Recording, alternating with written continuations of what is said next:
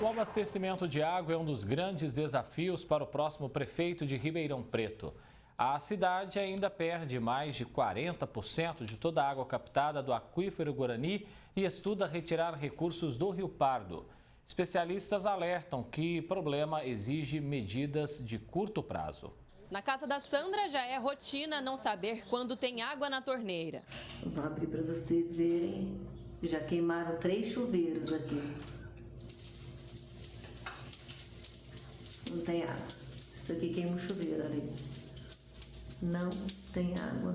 Ela mora no Planalto Verde, zona oeste de Ribeirão Preto, e convive com falhas no abastecimento há anos.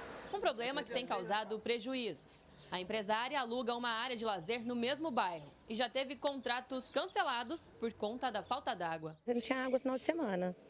Era impossível higienizar quem tem cachorro, lavar uma roupa, que a maioria trabalha de semana a semana. Ficava complicada a situação, muito complicada. Eu tenho comércio, mas ainda é uma área de lazer que tem piscina, que você tem que tratar, tem que cuidar da água, tem que aspirar. E falta água com a sua festa, você vai pedir o caminhão-pipa, que também demora, porque não é só no meu local. Eu já tive que fazer algumas devoluções, cancelar alguns contratos. Mas na hora que a pessoa chega que a gente vê que não tem água ou acaba a água no momento, não tem como, né? E a situação já foi pior.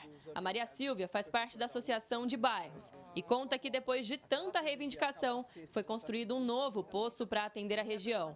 Só que ao mesmo tempo que a oferta cresceu, a demanda disparou com a aprovação de novos loteamentos. Nós, inclusive, iniciamos uma ação contra, na época da ERP, contra o DAERP, que era o Departamento de Água e Esgoto de Ribeirão Preto, justamente pela falta de água. Nós tínhamos falta de água assim recorrente. Agora, há pouco tempo, perfuraram outro poço artesiano chamado Paiva 2, e nós estamos no momento assim, nós estamos comemorando a presença da água, mas nós sabemos que isso aí não é definitivo. A Prefeitura liberou 3 conjuntos habitacionais, 2 no bairro Eugênio Mendes Lopes e 1 entre a Reserva Macaúba e o Parque das Oliveiras. Então, com isso, nós provavelmente teremos falta de água nos próximos anos. O problema de falta d'água se estende por todas as regiões de Ribeirão. E enquanto ela não chega nas torneiras, a cidade ainda desperdiça mais de 43% de tudo que é captado do aquífero Guarani, um índice acima da média nacional. Essa deve ser uma das grandes preocupações do próximo gestor do município. Está tendo um rebaixamento do aquífero? Sim, é verdade. Mas a ponto de faltar água no sentido de que ela não existe ou porque eu não consigo pôr no ponto?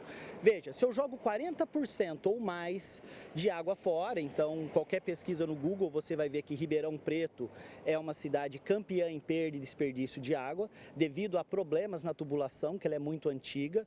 Então, na hora que você tenta fazer uma distribuição dessa água em rede, isso é, pegar num ponto que você tem água, por exemplo, na área sul, de repente você tem água até suficiente para abastecer uma piscina, mas de repente em outro ponto da cidade não tem água. Mas por quê? Essas redes elas têm que ser interligadas e ter condições de você pressurizar essa rede, dar pressão e você distribuir essa água para todos de forma igual. A gente está vendo pelos índices e os totais pluviométricos que está sendo um volume mais baixo, apesar de termos havido episódios de frentes frias que avançaram e trouxeram 15, 20 milímetros de chuva. Só que do ponto de vista de reabastecimento dessa água via manancial, isso foi muito pouco. Frente à demanda que tem para sair e aquela oportunidade de entrada por meio de episódios de chuva, então esse balanço hídrico ele entra em déficit nesses meses, esses 5 meses aí de estiagem. Então isso tem impactos severos, tanto para a economia da cidade, principalmente do setor canavieiro, mas também para abastecimento público da população que demanda diariamente dessa água e não pode ficar sem. O consumo de água por habitante em Ribeirão Preto é intenso, passa de 250 litros por dia por pessoa. Hoje, 100% do abastecimento da cidade é feito através do aquífero Guarani, que sofre um rebaixamento severo.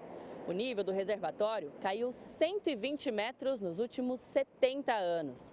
Por isso, os especialistas defendem que as medidas precisam ser pensadas e executadas a curto prazo. Essa escassez que se avizinha, ou que pelo menos tem um planejamento, tem uma estimativa de ter a escassez dessa água, ela tem que ter ações de curto prazo.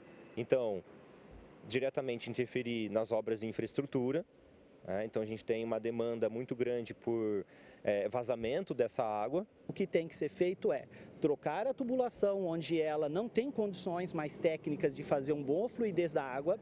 Já é possível colocar sensores, já existem sensores capazes de mensurar a pressão na rede, de tal forma que se alguém fizer algum gato, se houver alguma perda, se houver qualquer distúrbio na pressão de um trecho, de um nó ou outro da tubulação, isso já é avisado uma central e ela já sabe que está havendo uma perda, está havendo algo estranho ocorrendo e já consegue fazer rapidamente a manutenção. No último mês, a Prefeitura ainda homologou a contratação de um consórcio para elaborar o projeto de captação de águas do Rio Pardo, como uma fonte alternativa de abastecimento. Mais uma herança para o próximo gestor administrar. A longo prazo, se realmente o nível abaixar a níveis que se torne insuficiente para abastecimento, aí sim se coloca em prática a retirada da água do Rio Pardo, que vai ser uma água cara, não vai ser fácil limpar essa água para torná-la potável, e aí sim usa ela também. Mas, a princípio, tem soluções melhores. Então, é inadmissível a gente ter perdas na ordem de 50% das tubulações antigas no centro da cidade e que não haveria necessidade de se propor um novo projeto para captação e tratamento do Rio Pardo. Sabe? É uma coisa que, do ponto de vista científico, é inconsequente e irresponsável a gente ter que debater isso em pleno 2024. Alice Carvalho para o Jornal da Clube. A Prefeitura não se manifestou até o fechamento desta edição. Já no nosso núcleo de jornalismo ao vivo está o Dr. Jaime Bulos, advogado. Doutor, bem-vindo aqui mais uma vez. Resolver esse problema de insegurança hídrica em Ribeirão é uma urgência para o próximo prefeito. Boa tarde, bem-vindo. André, boa tarde. É um assunto que a gente vem trazendo aqui reiteradas vezes, né? Principalmente porque Ribeirão Preto é uma cidade 100% abastecida pelo aquífero e a gente não teria que ter outros meios de coleta de água, porque a gente tem como fazer com que a cidade tenha água sem acontecer os problemas que a gente tem visto. E é claro que, né, a gente não está só falando de condição climática, mas de tantos outros problemas que tem aí em relação aos recursos hídricos na nossa cidade. A exploração desenfreada do aquífero, responsável por abastecer 100% do município, pode trazer danos irreversíveis na análise do senhor? André, eu acho que nós já estamos vivenciando esses danos irreversíveis, né? Nós temos que pensar que, por Ribeirão ser a única cidade 100% abastecida pelo aquífero e o aquífero ser um aquífero de grande profundidade, né, um manancial de água potável, Ribeirão não deveria ter nenhum tipo de problema em relação ao abastecimento de água. E o que acontece? A gente tem um estudo que não é recente, a gente tem um estudo de 2012 do antigo da ERP com a USP, demonstrando que o aquífero Guarani já tinha ali, né, na época, diminuído 50 metros por conta desse uso exagerado da água aqui na nossa cidade e que as medidas que se propunha era você trocar a tubulação, investir mais em tecnologia e conscientizar a população. Então, o desafio do novo governo não é só mudar a tubulação, mas também conscientizar a população do desperdício. E nós somos uma cidade que desperdiça muita água. Primeiro, pela condição climática, é uma cidade muito quente, então se usa muita água. A gente tem um problema de tubulação antiga, de encanamento antigo. A gente tem muito vazamento de água potável. Então, são vários problemas que fazem com que você vá procurar meios paliativos, porque você buscar captar água do Rio Pardo é um meio paliativo se você tem um manancial de água potável que abasteceria 100% da cidade sem ter que buscar outras fontes de abastecimento. Doutor, é um absurdo saber que quase 50%, vamos dizer assim, da água captada é perdida em vazamentos. Esses problemas na rede são inadmissíveis, né? são inadmissíveis à medida em que a administração precisa ter fiscalização para evitar que esses problemas continuem. Então, se a gente for trazer exemplos rápidos aqui, você vê que um vazamento de água potável na nossa cidade, você comunica o SAERP, demora uma semana, algumas vezes mais do que uma semana, principalmente dependendo dos bairros, que ficam vazando ali água potável, fora o consumo exagerado, né, dos nossos munícipes. A gente utiliza 250 metros cúbicos de água por dia e, além disso, a gente tem a questão da perfuração de poços clandestinos, né, de poços artesianos clandestinos, que faz com que se aumente ainda mais o problema de falta de água aqui na nossa cidade. Ou seja, essa ideia de captar água do Rio Pardo não vai resolver o problema de vez.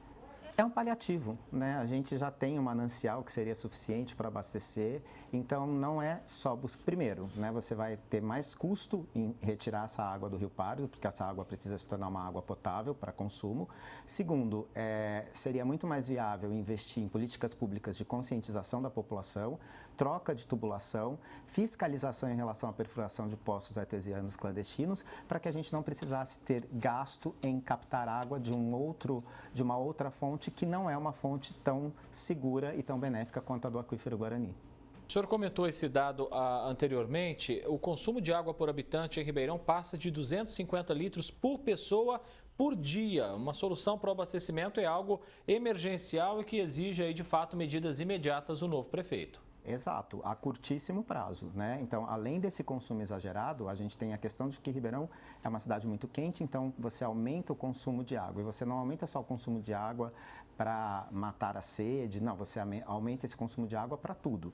Então, é imediato que se tome medidas e imediato que também se conscientize a população de que a água é um recurso natural finito, porque muita gente acha que isso é papo de ambientalista, mas a água é um recurso natural finito. Se a gente não conservar, na nossa geração e as próximas gerações terão problemas ainda mais severos do que os que nós estamos enfrentando atualmente.